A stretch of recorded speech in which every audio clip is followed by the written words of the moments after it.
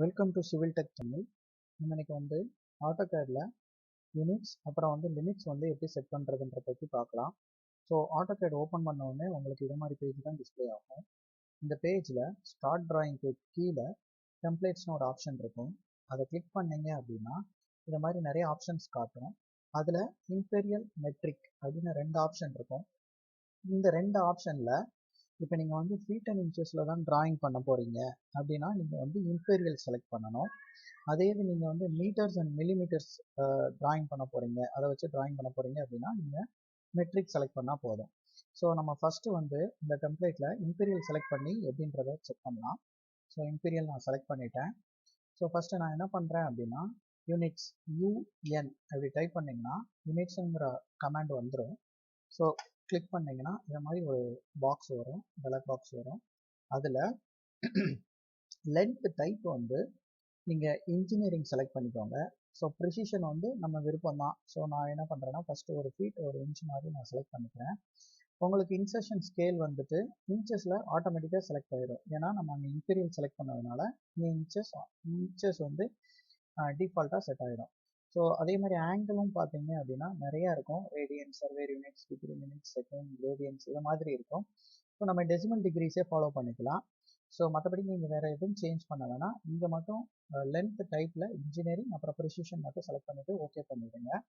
Okay பண்ணிவிட்டு இப்போ நம்ம என்ன பண்ணலாம் அப்படின்னா ஃபஸ்ட்டு நான் ஒரு 10 ஃபீட்டுக்கு லைன் ட்ரா பண்ணி காட்டுறேன். ஸோ கமெண்ட் வந்து எல், லைனுக்கு வந்து எல். ஸோ இங்கே கமெண்ட்னு பார்த்துக்கிட்டிங்கன்னா எல்லா இதுலேயும் அந்த வேர்டோட ஃபர்ஸ்ட் லெட்டர் தான் வந்து கமெண்ட்டாக இருக்கும், இல்லைன்னா second letter, first and second letter சேர்ந்து அந்த கமெண்ட்டாக இருக்கும். ஸோ லைனுக்கு வந்து எல்.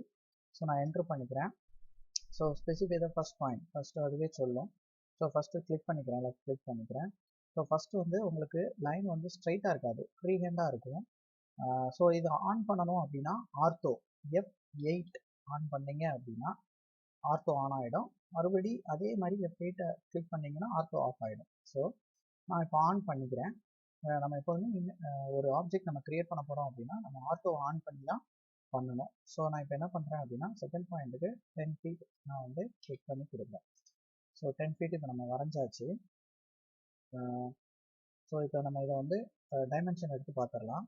அதுக்கு கமெண்ட் வந்து DLI, டைம் லீனியர்.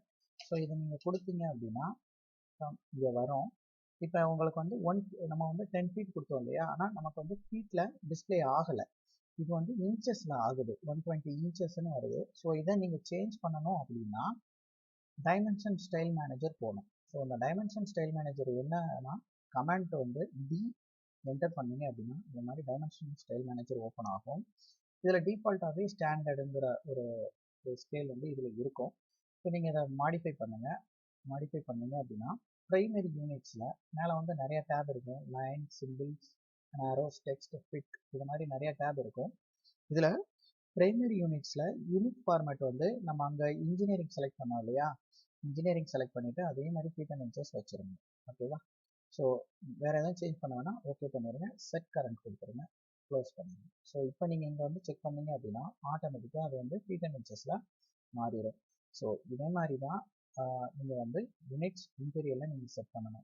சேம் இதே மாதிரி நம்ம இப்போ என்ன பண்ணலாம் அப்படின்னா நான் ஸ்டார்ட் டிராயிங் போயிட்டு மறுபடி மெட்ரிக் நான் செலக்ட் பண்ணிட்டேன்.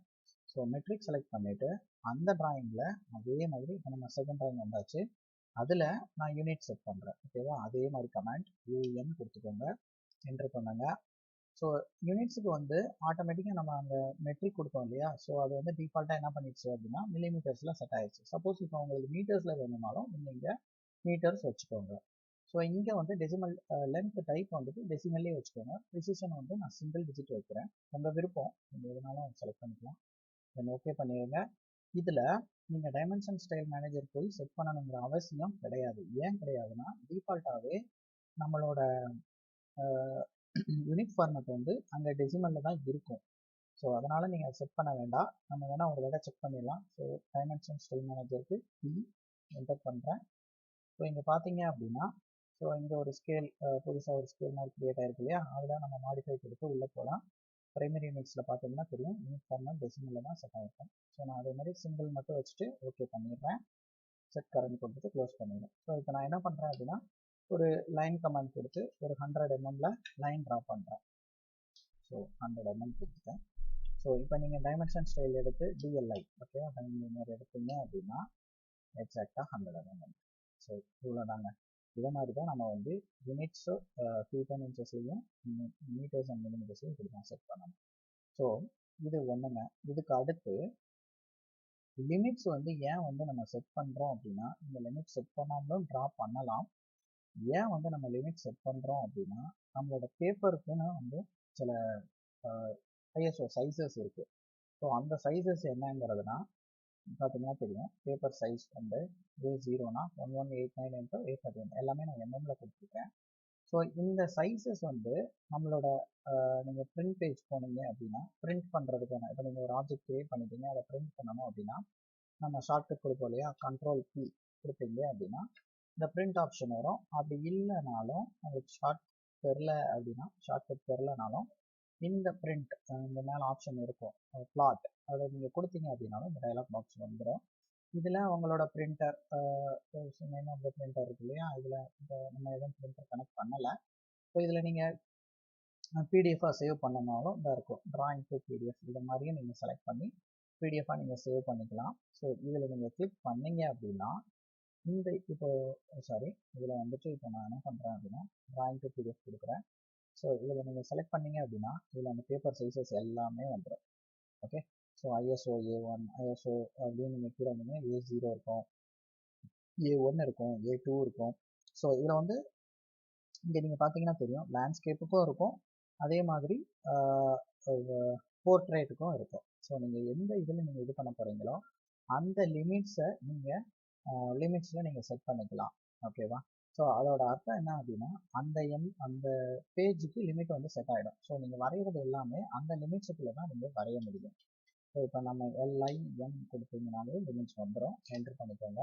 ஸோ லோயர் லெஃப்ட் கார்னர் வந்து நம்ம எப்போதுமே நம்ம என்ன பண்ணிடுவோம் 0,0 தான் நம்ம ஃபிக்ஸ் பண்ணுவோம். ஸோ ரைட் கார்னருக்கு வந்து இப்போ நான் வந்து A3 சைஸ் நான் வந்து செட் பண்ணுறேன். ஸோ 420,297 ஓகேவா? ஸோ இதை நீங்கள் செட் பண்ணிட்டீங்க அப்படின்னா லிமிட் வந்து அப்பர் ரைட் கார்னர் வந்து லிமிட் வந்து இது செட் ஆகிடும். ஸோ இப்போ நம்ம இது நீங்கள் எங்கே வரைஞ்சாலும் இது வந்து A3 சைஸுக்குள்ளே இது வந்து ஃபிட் ஆகிடும். ஓகேவா? ஸோ இதுதாங்க லிமிட்ஸ். இப்போ நம்ம லிமிட்ஸ் கொடுக்காமலும் வரையலாம், கடைசியில் நம்ம சீட்டுக்குள்ளே எடுத்து வச்சு கூட இது பண்ணிக்கலாம். ஸோ ஓகே, தேங்க்ஸ் ஃபார் வாட்சிங்.